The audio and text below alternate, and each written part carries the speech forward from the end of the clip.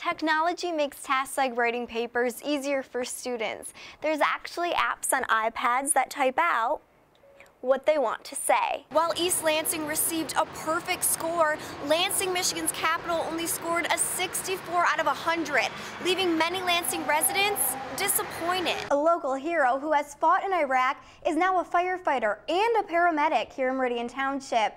He's facing a new battle now. Home TV's Rachel Droz has that story. Here at the Winter Wonderland Festival, you can do anything from watch ice sculpting to watch snow dogs race and even cross-country ski. Last November, voters passed a millage to generate $3.5 million. People aren't the only ones getting involved in the cause this month. Businesses like Hot Cat in East Lansing are also joining in on the fun. If you're looking to put your house on the market, now may be the time. Jail stints here at Ingham County Jail didn't stop Aaron from using. In fact, he overdosed upon release. That's our show for tonight. We leave now with sounds from students performing at the Voicing Poetry event. Michigan is known for more than just being in the shape of a mitten. Ready? It's known for its cold winters. Cold for all, even with a fur coat. If you're cold outside with your jacket on, they're cold outside with their fur. Animal Control Officer Sarah Chartel of Ingham County says when she sees a pet outside, she must see some other things near it. In cases in which the water is frozen as well, so let's say it has a doghouse, it has straw inside of its doghouse or some form of bedding. If the water is frozen and I cannot get in touch with an animal owner and the dog does not have a license, it will come with me at that point. Once animals like Buffer here get rescued, they come to the Ingham County Animal Shelter where they're vaccinated and examined. From there, volunteers like Ashley Hayes, this is Franny, she's my favorite, take care of the animals and help them to find new homes. If they've been here for a while and they're not getting adopted, we try to get them a foster home. Trisha Struck has fostered multiple animals over the years. I'm here picking up my foster dog, Waldo. Waldo is about 7 months old. He's a kettle dog lab mix and he needs some help. Struck says she's going to teach Waldo some manners to help him find a permanent home. Leaving his old ways behind, along with his toy ball, Waldo is off. For those interested in fostering or adopting an animal, visit your local animal shelter. You're fine. With wings on their back and food in their hands, the homeless angels grace the streets of Lansing. And if we're able to help somebody even with a meal, you've changed their life. You've changed the course of their day. Mike Carl, founder of the Homeless Angels, knows all about how lives can change, as he was once homeless himself. And being out here and feeling how cold it was and being able to be part of it and hold somebody's hand and say, you know what, it's okay, I've been there, is one of the most important things that I've ever had to face. Back on his feet, Carl says he now understands the reasoning behind the time he spent homeless.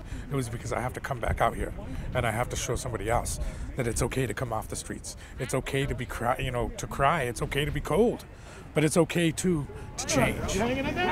While some have, Carl says he still sees familiar faces. Carl says he and Chris Pruitt, who's known as the happiest homeless guy in Lansing, used to stay here together in this very park. Carl says Pruitt still may be homeless, but he's still smiling.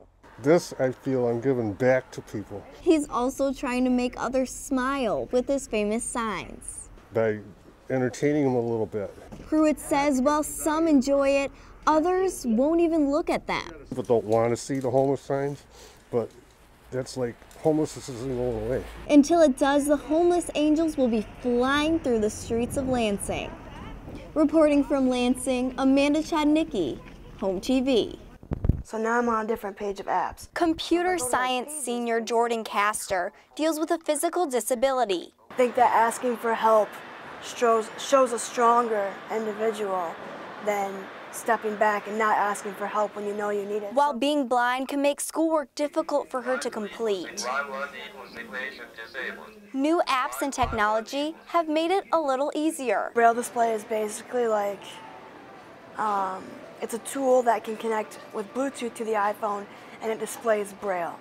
With her Braille display, Castor doesn't just have to listen to an automated voice read her textbooks. She can have the words converted to Braille and read it with the touch of her own finger. When I'm reading something in Braille, I'm able to comprehend it better, I'm able to understand. To help her understand even more, MSU's Resource Center for Persons with Disabilities have converted several of her textbooks by hand. They enter it into a computer. They Braille these graphics as well. Little tiny thing that maybe seems so easy to you is not so easy to them. And RCPD employees like Liza Reynolds are also there to show students what apps are available and can help with their specific needs. normally I don't see that student again because they don't need help anymore, and like they're able to accomplish what they were having troubles with all on their own. Technology makes tasks like writing papers easier for students. There's actually apps on iPads that type out what they want to say. Yeah, there are a lot of students who don't know we're here. RCPD information technologist Al Pazzulli says many still don't know about the resources they provide. The general students knew they could point it out to people who needed it. You know, ask for help now while you can get the accommodations, you can get the help. There's so much out there. It just takes asking. For Focal Point, I'm Amanda Chodnicki.